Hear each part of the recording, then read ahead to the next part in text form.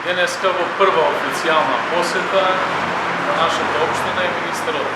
за финансии, господинот Евдовски.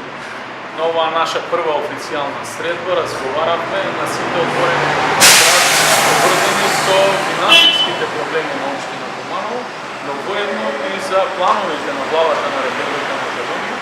во делот на можните инвестиции и изнаоѓање на начин за решавање и надминување на финансиските проблеми и подобрување на бизнес климата и економската состојба во нашиот град. Состојбите на јавноста веќе се јасни. Куманово е една од многуте финансиски блокирани општини во државата и верувам дека со заеднички сили и со планот на владата ќе изнајдеме начин оваа блокада за почеток да се ублажи,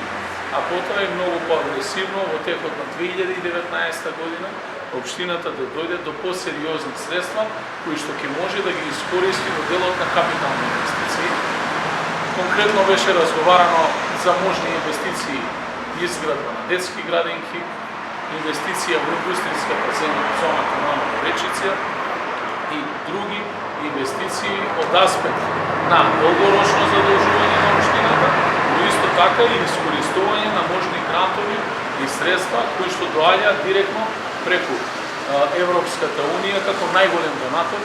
во Република Македонија. Ја користам оваа прилика повторно да потенцирам и како градоначалник на општина Куманово, но и како граѓанин на нашата општина, да ја сватиме сериозноста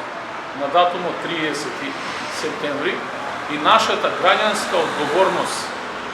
да се соочиме со овој предизвик, да излеземе, да дадеме подршка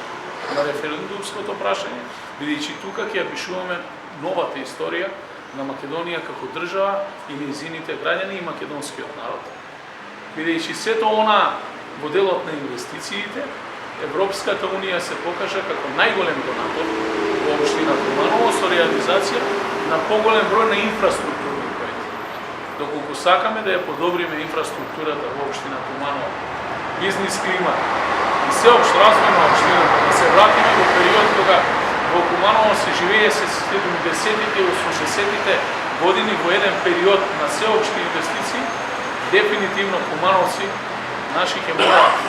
заедно начело со нас да дадат подршка на референдумот, да се одржат и излезат. Секако, секој ќе одлучи и ќе гласа така како што го. Благодарам.